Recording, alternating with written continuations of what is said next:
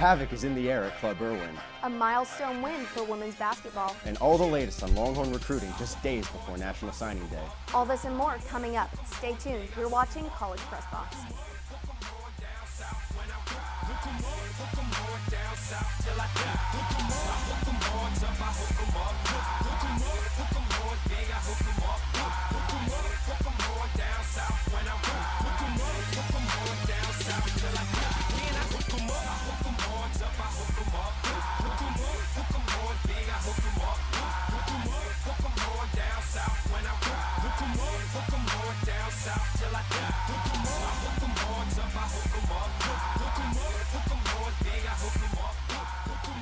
Welcome back to your favorite show on the 40 Acres, College Press Box. I'm your host, Amanda Atwell. With me today, I have Eric Goodman. How are you doing tonight, Eric? Amanda, I'm fantastic. It's a new semester, which means new volunteers, and we're always happy to have more people join the College Press Box team. Definitely can't see what they have to bring to the table. Well, let's get to it. On Tuesday night, Texas men's basketball looked to avenge their worst loss of the season against TCU, who stunned the Horns in Fort Worth 3 weeks prior.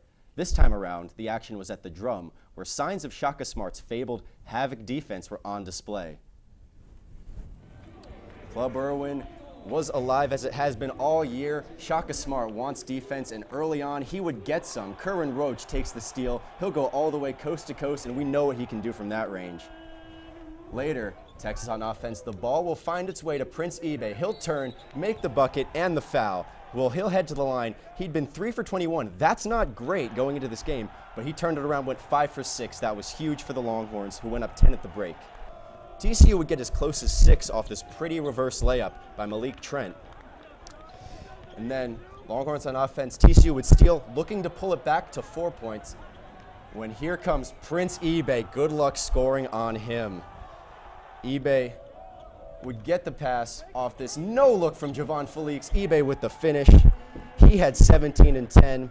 Second to the team, to this man, Kerwin Roach. Isaiah Taylor floats it up. Roach will get it if you get it close to him. And then later, he'll do it himself, driving and the foul.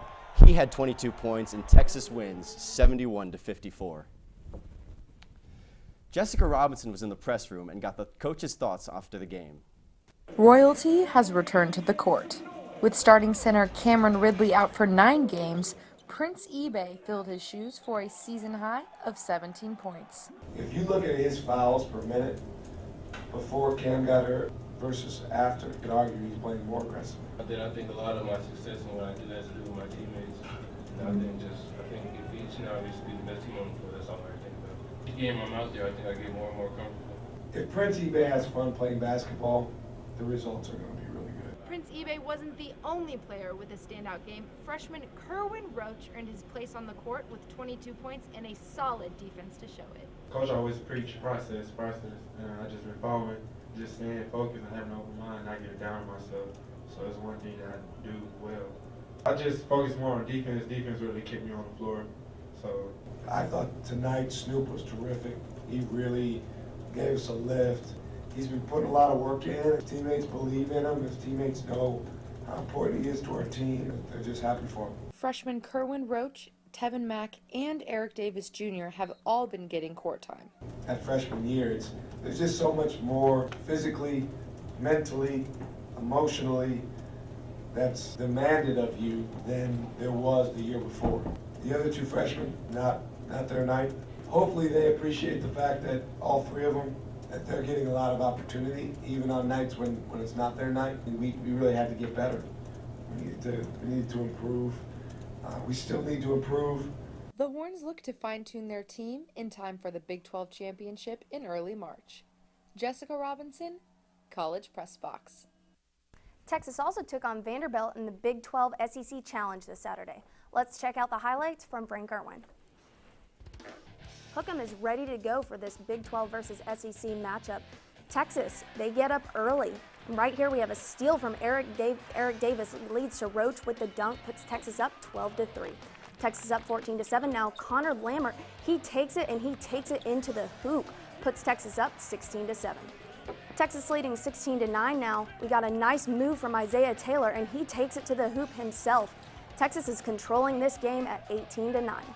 Texas now up 31-14, controlling the game when Riley LaChance dishes Damian Jones with the dunk, cuts the Texas lead a little bit, but leading into halftime, we have a 31-16 Texas lead. Heading into the second half now, fast forward, 5:49 left, Texas up 10. Huge three from Luke Cornett cuts the Texas lead to 7. Next trip down the floor, Davis counters with a three of his own, puts Horns back up by 10. 2 minutes, 24 seconds left. eBay right here puts down the dunk. 66-55 lead for Texas. We got 50 seconds left on the clock. Roach dunks it to seal the game for the Horns. 72-58 over Vanderbilt. Our own Reese Miller was also at the game. Let's check out his thoughts on the Longhorn win. Havoc, a controlled full-court chaos, and the staple of Shaka Smart, something his team is improving on the fly. As the season's going along, we've been getting a lot better at pressing, being aggressive, getting people to where we want them, speeding people up in the press, forcing turnovers. That's just something that we focus on in practice every day, and we're getting better at it every day. It's a long way away from where we'd like it to be, but I think what it does do is it makes other team work. If we can do something different, it just makes them prepare for it. It makes them adjust. The press can maybe get to some people's legs, and all those things combine into it being good for us. After the bump in the Big 12 schedule, the Longhorns look to refocus for the second half of conference play. Texas plays 7 ranked opponents in their final 10 games, beginning at Baylor on Monday night. You know, the really good thing is we don't have to play them all at the same time. It's too late to cancel. So we're going to play those games. We're looking forward to it. We know that last time we played Baylor, it was a hard-fought game, went in overtime. Things got flared up. Emotions were strong, but we're not worried about last year. We're focused on this next game coming up. I'm excited to see how our team responds to those challenges. I think they're opportunities. Again, you either get to play those games or you got to. Texas gets to play at Baylor, then return home to play Texas Tech on Saturday. Reese Miller, College Press Box. The Texas men's basketball team scored 2 crucial wins this weekend against TCU and Vanderbilt.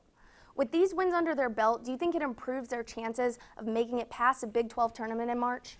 Well, there was some debate early in the season whether Texas would be a tournament team, but if you look at, they have 2 great non-conference wins against UNC, one of the top teams in the nation, and at Stanford, always tough.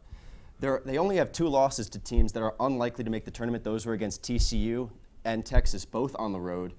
Although 7 of these last 10 games are against ranked opponents, and that's a tougher schedule than anyone in the country is going to face. So this is really where the Longhorns' postseason begins. They're playing every day to justify their right to play for a national championship this year. I definitely think they're going to be tested in this final stretch of the season. The Longhorns are looking good for now, but what will they have to do in order to handle these upcoming road games against Baylor and Oklahoma and Iowa State?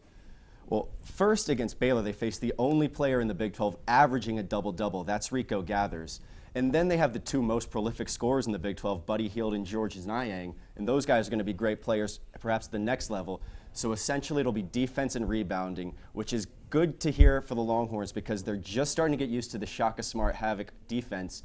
And that could get tested in a big way over these next few games. Definitely. Up next, we have Texas women's basketball landmark victories, golf, swimming, and diving. So stick around, it's College Press Box.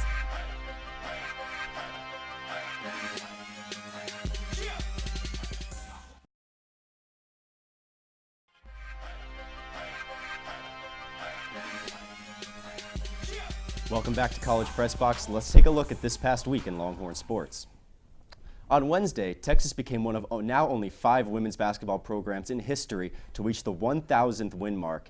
At home in Austin, Karen Aston's Longhorns routed the Kansas Jayhawks 70-46. Texas wasted no time putting the game out of reach, going up by 11 after the first quarter and by 24 at halftime. Senior center Imani Boyette posted her 12th double-double of the season, and every player on the bench got a chance to check into the game and enjoy the milestone win. Following their 1,000th win against Kansas, Texas women's basketball knocked down Kansas State 66-51 to take their 20th win this season. Sophomore Brooke McCarty shined against the Wildcats, leading the Longhorns with 15 points and a career-high 7 rebounds. McCarty's 15 points included 4 from behind the arc. Junior Kelsey Lang contributed 10 points in the win, followed by junior Breonna Taylor with 9. Senior Imani Boyette led the Horns with 8 rebounds, as well as adding 8 points in the Texas victory. The way it looks right now, the only thing standing in the way of a Big 12 championship for Texas is Baylor, who they lost to earlier this season. Do you think they'll be able to handle them when they meet them next on the road in Waco? It's tough to see a win in Waco. Baylor is only getting stronger as the year goes on, but as Texas plays more of these big games, they'll get more comfortable, and down the line, they'll definitely be contending for this Big 12 title with the Baylor Bears. And definitely looking at it comparatively, Texas has more decisive wins than Baylor. Every game, with the exception of Oklahoma and Baylor, has been won by 10 points or more, and I think their biggest test coming up will be traveling to both Oklahoma and Baylor. So if they can secure those wins, I definitely think the Big 12 title is theirs to take. Let's head to the pool, where men's and women's diving competed in Tucson this past weekend against Arizona. For men's, number 15 Arizona lost to number 1 Texas. The Texas 200-yard medley, composed of John Shea Batt, Will Licone, and Will Glass, and Brett Ringgold, won the first event with a time of 1 minute and 28.49 seconds. And for the women, number 4 ranked Texas took down number 14 Arizona, claiming 9 of 16 events. Day 2 of the event was an exhibition day honoring Arizona's senior swimmers with some fun in the sun. The number 10 men's golf team kicked off their spring season with a win at the Arizona Intercollegiate this Saturday. The Longhorns were led by Bo Halser, who earned his second medalist honors of the season. Hostler came in at 11 under par for the first day, followed by Doug Gim at 1 under for 7th place and Gavin Hall at 2 over to tie for the 9th. In the individual Arizona medalist tournament, sophomore Branson Davis finished in first at 2 under par, while junior Kalena Prius finished in third with 4 over par. Men's tennis traveled to Columbus and was defeated by a number 8 Ohio State Buckeyes team. Texas sophomore Adrian Ortiz took the first set but could not close out and was defeated by the 25th ranked Polini from OSU, putting Ohio State at a perfect 4-0. Texas singles competitors Scott and Banzer had the opportunity to top wins on their courts, but their matches were suspended once the Buckeyes were in the winning position. Longhorns look to bounce back as they host California and Stanford next week at the Weller Indoor Tennis Center. When we come back, we'll have Mark Skol Jr. in studio to get you caught up on all the recruiting buzz before National Signing Day on Wednesday.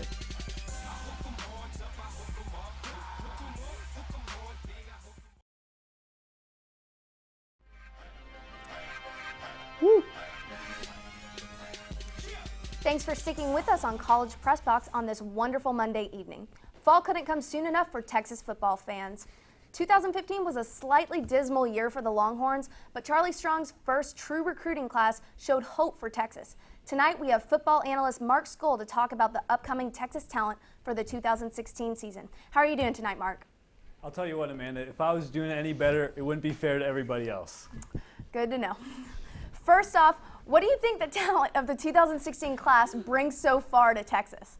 Well, I really love what this Texas class has gotten so far. You look at the guy who just committed last Thursday, Eric Cuffey, the cornerback from Waco High School. Looks really good. People might be skeptical because he didn't have any interceptions in high school, but then in the Under Armour All-American game, he got an interception against one of the better quarterbacks in that game. So you got to like what he brings to the table. And then as for the guy who committed on Saturday night, that was Lil Jordan Humphrey from South Carolina Lake High School. He's very versatile. He's a wide receiver, running back. He can be used anywhere at the college football level. So he's definitely going to be a really good weapon in Charlie Strong's offensive arsenal next season. And then the next guy who has been committed for a while, he's been kind of leaning towards South Carolina a little bit, is Malcolm Roach, 3-star defensive end. I really think he could end up being the steal of this class. So overall, they're 27th right now in the recruiting class, but it's only coming. So it's going to be a long ride come on Wednesday. Definitely. What about you, Eric? What do you think? Well, Mark's right. There's a lot of work that's going to still be done. We'll talk about that. But as for the guys that are still have committed, there's no question Charlie Strong's looking to bolster this defense. He started that last year, and he's only pursuing that further this time around. Definitely. So, Mark, who do you think we will actually realistically be able to get, or the Longhorns will be able to realistically get on National Signing Day this Wednesday? I honestly think there's a lot of guys who are going to be committing this Wednesday on National Signing Day. It's just there have been a lot of silent commitments lately. But as for the two guys I'm really confident in, it's linebacker Jeffrey McCulloch, also known as the Shark. This guy's insane. He's been a UT lean for a very long time, very aggressive off the ball, and he's just a really good. I was watching this video on him. He says he compares himself to with a mix between Jadeveon Clowney and Von Miller. So this guy's definitely pretty confident. He's going to be a very big monster against right next to Malik Jefferson. And then another guy who I feel very confident in is Jordan Elliott, defensive tackle. But Elliott hasn't been confident in himself. He's switched commitments 4 times now, just decommitted from Michigan a couple weeks ago. But I feel really confident that Elliott will be wearing the burnt orange next season. As for 2 guys who are kind of on the edge, who I do think will end up switching to Texas, I got to go with first offensive guard Patrick Hudson. He's a soft lean towards Baylor right now, soft commit. But I think he could end up coming to Texas because of all these allegations against Baylor and their football program off the field. And what Charlie Strong has done, and he's trying to limit all these off-the-field decisions, I really think Patrick Hudson could be a big lean. And the guy could start right away, too, after Cedric Flowers, offensive guard, just left. Taylor Doyle just left as well, so he's going to have a spot on that offensive line. So I feel really confident that he could come.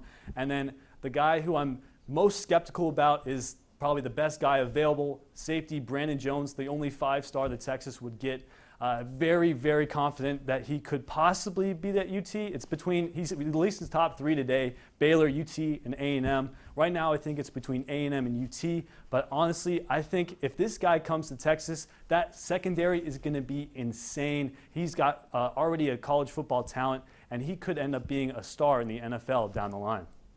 I definitely think this freshman class could be very valuable for Texas going forward. What are your thoughts, Eric? Well, you know what they say, if it wasn't for the last minute, nothing would get done. And that's not to say that Charlie Strong hasn't been working super hard this last year, but these players, when they know that if they wait till the last minute, they'll get the coverage, and this is the last minute where Charlie Strong's work could pay dividends for the Longhorns. Definitely. Mark, what kind of impact do you think a good class of this kind could have for Texas? Well, this class is super important for Texas and for Charlie Strong because this means he could possibly lose his job. This is a win or this is a win-lose season for Charlie Strong. If he has a good season, he'll probably be the head coach at Texas for a long time. If not, he's not going to be here probably after next season. So this is a very important class for Charlie Strong. I ultimately think that next year is going to be run by this class that came in last year and this class because there's just so much talent all around. You got Kai Loxley from last year who could be the starting quarterback, maybe even true freshman Shane Buechele starting at quarterback. Right now, I think everything is looking up for Texas. I think they could end up being a top 15 class. I'm not going to go as far to say that they're top 10, but I'll definitely go top 15, even though they're at 27 right now. But honestly, I think that Texas, the future looks bright for Texas fans, and I think they'll be pretty good next season. Anything to add, Eric? Well, I agree with Mark that this is absolutely a critical season for Charlie Strong, but I don't think that this class, these freshman class, is going to have much to say about the performance this year. I think last year's class, like Mark said, are going to be the ones that step up and really influence the record more so than this incoming freshman class. Definitely. Awesome. Thanks so much, Mark. It was so good to have you in studio. Always good to have your analysts. Oh, it's great to be here, and I can't wait to be back. Thank you guys for having me. Awesome. Thanks so much. Coming up, we have This Week in Texas Sports. Keep it here. You're watching College Press Box.